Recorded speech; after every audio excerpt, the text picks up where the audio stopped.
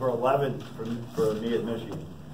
So it has been an interesting preseason, changing coaches, a lot of scholarships to fill for 18. We've been trying to do a lot of things and get the team ready. I do not think that it's the last couple of years we've been really spoiled. And 2 years ago we had Mo, and that was like the only new guy. Last year we had 3, and none of them had to be great last year to make us good. Now we're trying to get all the young guys that didn't play last year. There's 4 of them, and then 3 new guys, 7 new guys, really, 8 new guys counting Charles.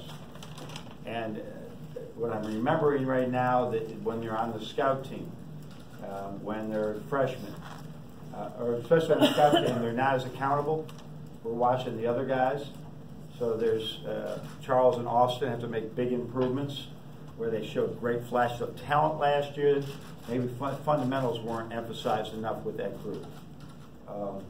And now the young kids are always the same. It's always fundamentals. I'm talking about things that aren't changing. I change like the wind in basketball. But are you in a stance? Are you talking? Are you catching the ball with 2 hands, 2 feet? Are you embracing physicality? That's never going to change. And getting the new guys to do that has been a bit of a challenge so far.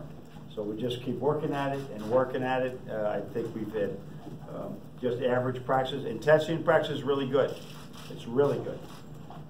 But we say every day, how are we going to play hard or are we going to play smart? We're not playing as smart as we will as you just watch the progression this year. But that will be the hope. With really 6 new guys out there, and only 3 guys with any type of real game experience. It's going to be a process, and we're going to embrace that. So I'd love to answer any questions that you have. It's going to be a great day. You get a chance to talk to 3 new assistants or 2 new assistants, or really 3 with Sadi 1 year. They're not good. They are great. They are great. Well, one thing we've been able to do is each time that we had a coaching change, we were able to address the needs that next team needed.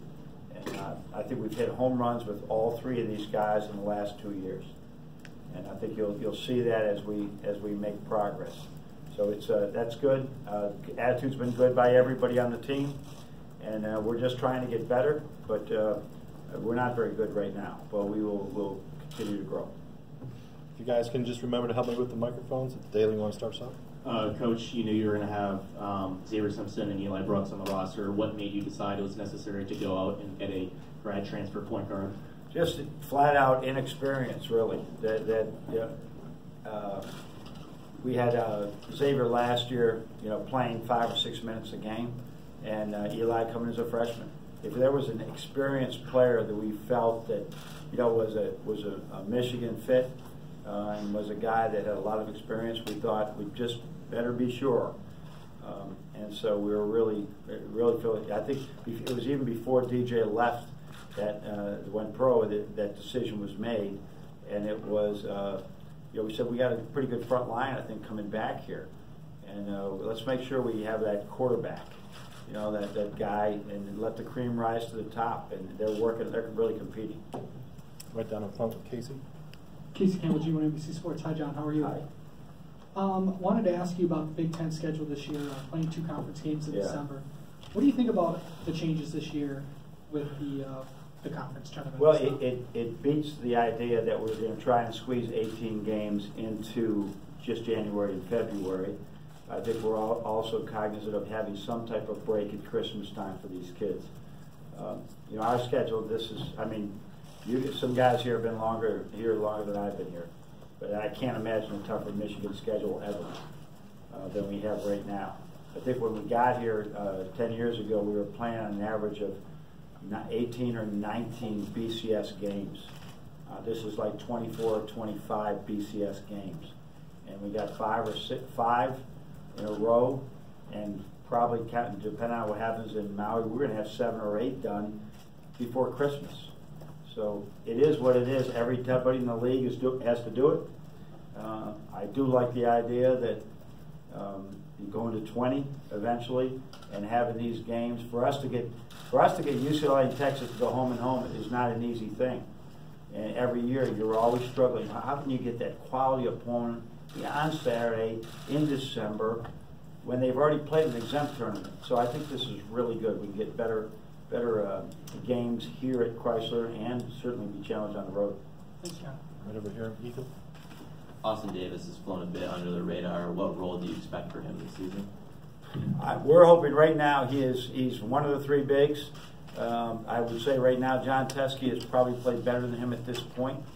I'm just telling you, last year scout team would score 16 points and he might score 12 of them.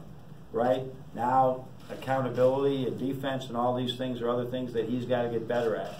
And so he's a guy whose body has really changed. He's got to play like his body's really changed. I know he will. But there's another level. He's one of those guys that when he gets to 212 degrees, when he's boiling, he's going to be really good. But he's got to get there first, and he's shown that in just stages. Love the kid. He's going to be very good once we get that little bit more intensity from him. Right down the front with Chris. We saw a glimpse of Eli last night. Yes. Has he been finishing like that all? Yeah, he's been pretty good at it. Okay. His percentages for a guard, I think he's shooting 50% from twos. That's really good for a guard. So, and threes, he's shooting high percentages both spots. So he's shown a real unique ability to catch on very quickly to many of the things. And it's not like they've learned everything they're going to learn by now. So we've had that before early. Man, they're getting everything. And then once they get to that, they can add and subtract. Now they're going to have to counter and make good decisions with this evolving game. Then they flatline a little bit. So we hope he doesn't flatline. And then how much do you expect to play him off the ball? And is it really kind of a two-man competition at the point guard at this point, or is he still in there? No, it's all three. Okay. It's all three. We have a scrimmage coming up Sunday. I have no idea who I'm going to start. It could be any three of those, any one of those three. That is the honest truth. We cannot. We just talked about it. We can't tell you that. So I would expect that to be revolving a little bit, and hopefully somebody wins it down the line. We might have a quarterback controversy. The three-man quarterback controversy. All right. Coach, how has Xavier progressed so far offensively through the first few practices? He's doing a lot better. He shot the ball really well. Like last year, offense was he really helped us defensively. We all know that. Offensively, still there's some things that, like most freshmen, he was still evolving, and has done a much better job with that stuff. So he continues. He's a high energy guy. His catapult numbers are the best of the team. Where he's like Derek Walton numbers as far as his intensity in practice. Skill levels improved a great deal, and he's a great kid to coach. Right over with Zach. Last season, when he was on scout team, Charles, it was a lot about his defense and playing the role of other guards. How's he been working in this offense kind of as his own player, and what can that look like? Yeah, he is, again, what we've learned, and I think we saw this before, whether it was Mark Donnell, whether it was Duncan Robinson, when the lights go on, it's a little bit different. And when you're really being held accountable. So he's had some great days of practice. He has some other days where we're not great. And he's got to keep working through it. He hasn't been on the court in a real situation. I mean, real minutes, like I'm not coming out of the game, I got to make decisions. So you're really in high school. So it's going to be a work in progress, just like Austin is, where talent is there.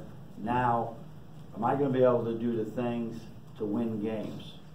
Can I make winning play after winning play, whether it's taking a charge, being in position to be in position, make a foul shot, all those things are evolving. Exciting to coach, great attitude, athleticism, just as good as we've probably had, as far as quickness of like a Manny Harris type of quickness.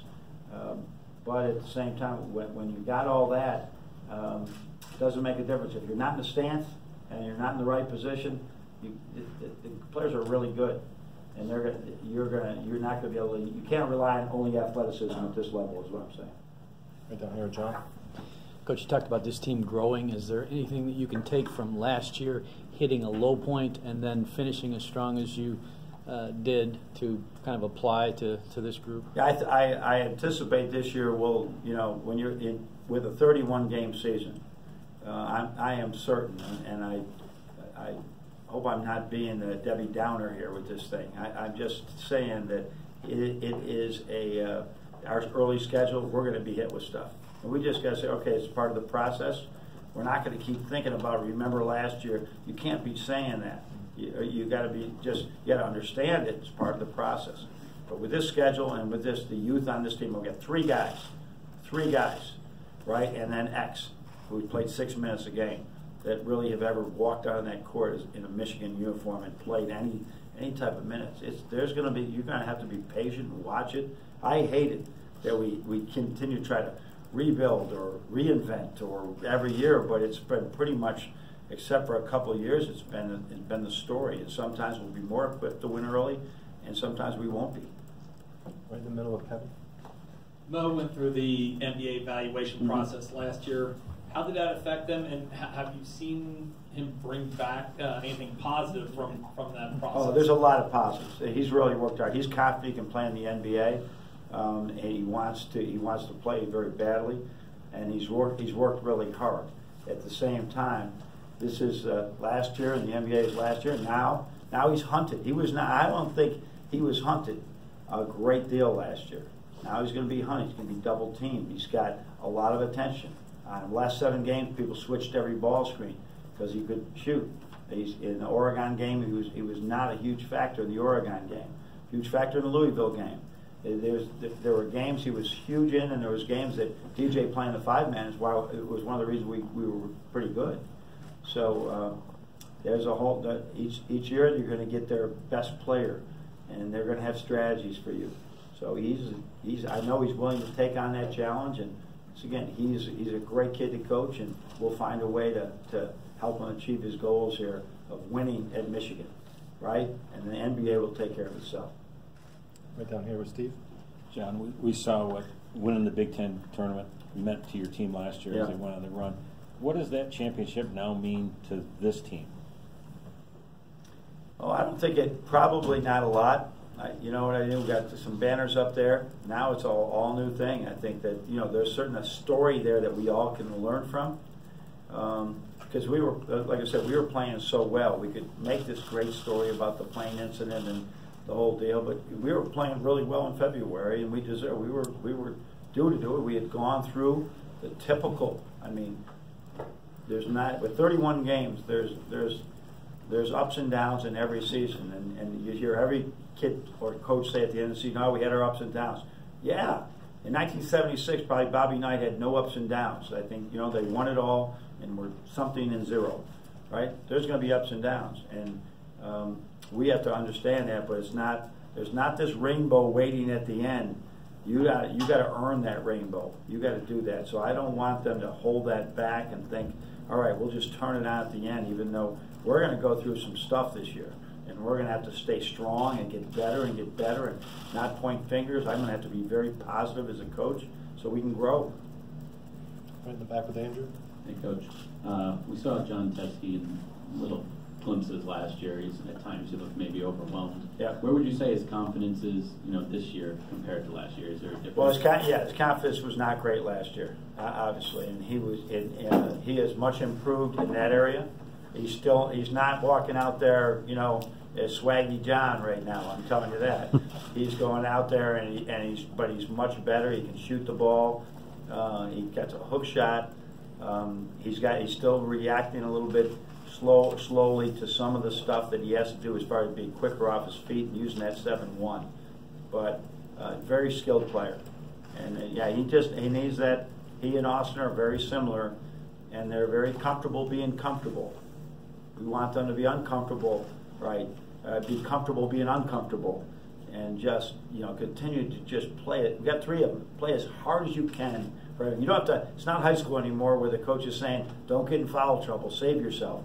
You got to go out and do everything, and they're not doing like, "Heck, I'm not working hard today."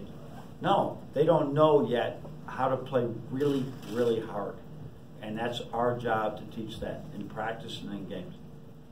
Over on your right with George. What are some of the adjustments that Simmons has to make coming from the role he had in the major? Oh boy, I think first of all, I think they play a different they're playing man-to-man. It's a very good man-to-man at Ohio U, but some of the principles are different. So that he's trying to learn some of those type of principles. I think and mid-major the MAC is a pretty strong league, as you know.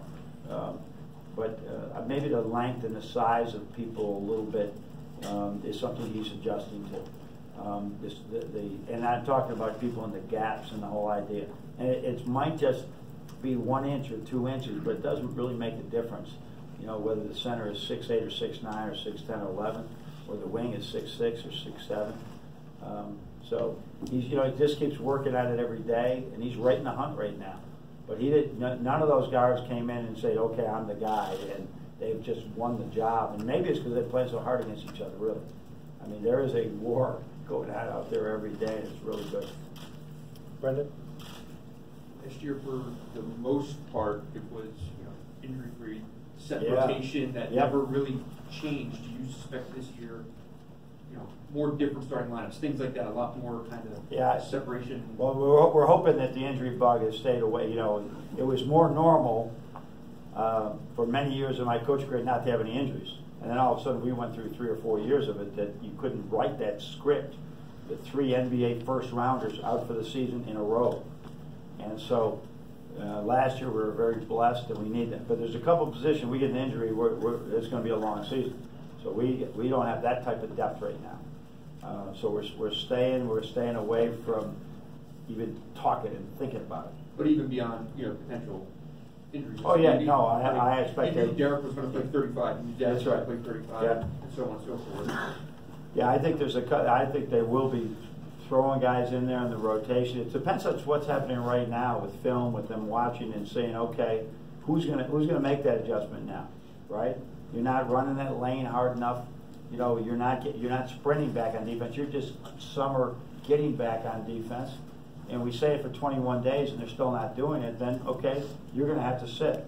So we're still in that area. It's going to be very interested in our scrimmage and in our exhibition game to see what we see.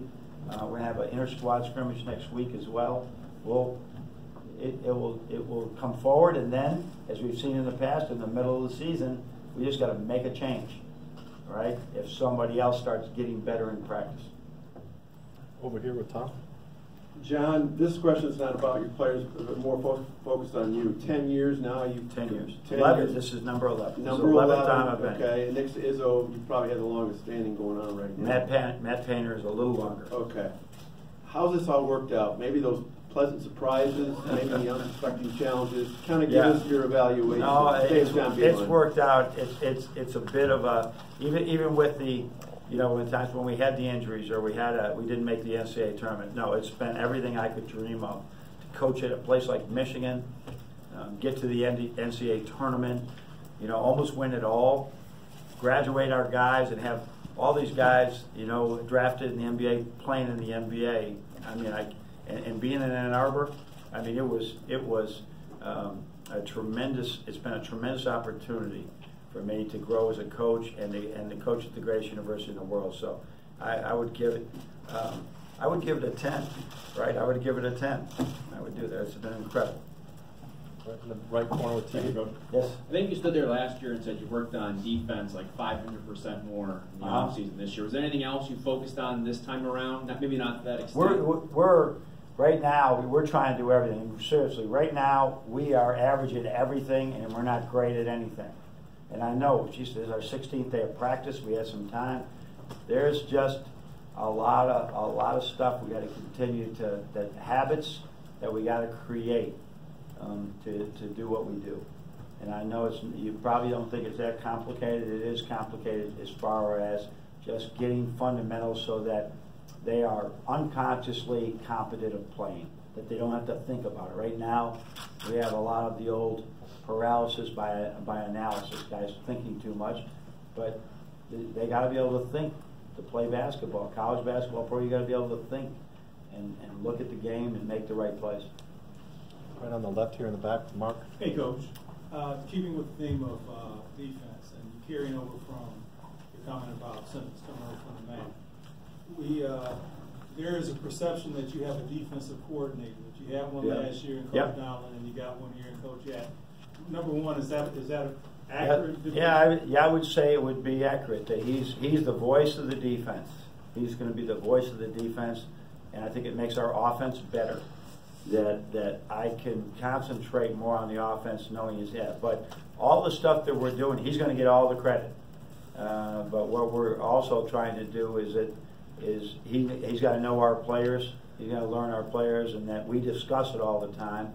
And there's some things I'll trump, but for the most of the time, he's running it. Have things changed from last year as you transitioned from Coach Donlin to Coach Yak? No, there's some stuff we're doing, Billy Donlin's drills and that philosophy that Luke had not done before. That he said, yeah, that's a great idea. And vice versa. There's some stuff that I wish we had done last year that now Luke's got us doing. So it's all, this whole assimilation of what Sadi, what DeAndre, what all these experiences. I think we added up today like 80 years of coaching experience between all of us. And we're going to try and use it all. But Luke is the guy that's sort of trying to put it together. Like he's in with the freshmen watching defensive clips only right now. You talked a little bit last year, maybe a lot last year about as we went through the run in the tournament. I think you attribute part of that to becoming a better defensive team. Would you say part of that was adjusting to the new concepts, or do you see a similar transition going on this year? I hope so. I hope so, because that is the thing that with young teams, that's probably the biggest issue that you see is about defense. That there's so many things going on in defense because of the ball screen, because everybody's trying to trick everybody else, and you have 2 days to get ready for games. It's it's a flow sport. There's a lot of quick thinking that goes on in basketball. And when Muhammad is out there and Dunk is out there and they're calling out to the other kids what to do, and I'm looking around, well, who else is doing that? There's only two of them that really know. And X has certainly improved. So there's a process to everything, and we got to embrace it and get better with it. And every day we're getting closer. The right corner with Sam. Don, you said last year when talking about Charles Matthews how much he was adding to the scenario as far as athleticism, defense. His evolution from then to now, where have you seen his growth? Well, he's like I said, he's really, really athletic. I mean, he can jump and he can run, he can do everything from an athletic standpoint. So now he's got to get down to the fundamentals of that guy. I told him today, if he and I were racing for 5 yards and I was in a stance and he wasn't, I'm going to beat him to 5 yards. And that's what basketball is, a 5-yard sprint. Those things are what he needs to do. But I just watch. He's got a tremendous attitude. He's worked so hard. It's yes sir, no sir. Just watch him as he just grows with his game. It's very similar to some other guys I think that we've seen that they have the athleticism. Now they just need to slow down and see the game differently. Let it slow down. I know in the past you've done a really, really good job of helping guys with improving their shot efficiency. What about that part of it? Now, we're really excited about that. We're really excited about that. He's probably not shooting enough from three because he's really developed that. I think in one of our shooting drills he had 65 out of 85 threes. So you have to do that when the lights are on now. But that was a high number for him. His numbers in our shooting some of our shooting drills are outstanding. Still a bit inconsistent, but I expect as the year goes on, he'll get more comfortable, every game at shooting. It's pretty simple for him right now. Shoot it when you're open and pass it when you're not. Drive it if you see an alley. And sometimes he's getting those mixed up a little bit. Nick? We mentioned 11 years now for you. Last year was a different year for you. You mentioned earlier trusting your assistants more in some roles with everything that happened with the season. I wonder how different you are now. I used that today. I went down. I didn't like the point guard play yesterday in a couple situations, and I told DeAndre today when I went there, I said, I'm going to learn what I learned from last year. Fix it.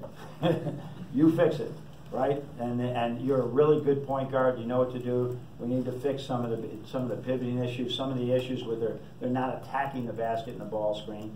They're looking for some magical play to develop. They're not playing up. fix it. And so that's what I've done a lot with Luke. Luke, this is what I want done. Come up with the drill to do that. Sadi's almost carte blanche right now with the bigs. I'm certainly looking over their shoulder, but I am certainly because there's other things that I think I have an eye for that maybe they don't see, and I got to just come in from that. You know what? Yeah, that drill's the best drill, but did you realize John Teskey was bringing the ball down every time he caught it? So that's where I can help. Is it still an adjustment for you to do that, back off and let them coach? Yeah, because I just wear myself out. I wear myself out saying today it was like watching video, and I was up really early to watch video, and but last night I told Yak, you're going to have the young guys at 145, and Sadi's got to get Mo at 130 instead of me showing the video to him. So it's really important, and I'm going to continue to do it. But you can't always do that if your assistants aren't at the level these guys are. These guys are really good as last year's were as well. Right time from Chris. A couple things. This is kind of a loaded question. Two-part question. Yes. And loaded as well. And the first part's loaded. Two-part question. Right. Well, the second part. You're asking a lot. I think the fan base, looking at what's gone on at Louisville, you talked about almost winning it all. Yep. They talk about feeling cheated. How do you feel about that? I'm so happy. That 13 season was just a tremendous season, and I would have loved to win that national championship game. But I'm not going to, I'm going to worry about Michigan in every way during the race. So it's like, I don't think that's ever happened where they were saying, okay, there was a violation somewhere else, we're the champion. No, you're not. You didn't win the game, and that's the way I'm going to look at it. You got to win that game. Okay, and then Isaiah, it seemed like he was finding spots on the floor last night to get his shot. Is that something he's done well, and is he a better shooter than what he's shown at times? He is. Well, he's going to become one. I have no doubt he's going to become one. And again, I make the baseball analogies again. It's most of the high school kids that we get that are good shooters are like a high school guy who hits a lot of home runs until he's really seen a good curveball. And guys are really good shooters until they see a guy really running at him and taking the shot away. And he's got a longer guy, so he's got to get it off quicker. He's got to have the right balance on it every time. And when that happens, when you start showing a good hitter how to slow down and swing and be ready for the curveball too, and you take steps backwards, but then you grow from that. And he's one of he and Charles and all these guys. We're going to be a good shooting team eventually, and we'll see early whether it's in November or it's December, when it is. But we have the tools to be good shooting, but when the lights are on and the speed and the guy's 6'7", he's all over you, there's very, very few that can do it right out of the gate. You get the Stauskas, Hardaway, and there's not a whole lot in Trey Burke that came out just shooting it like that from the very beginning. All right, Coach, we thank you for your time. All right, thanks, Coach. Thank you.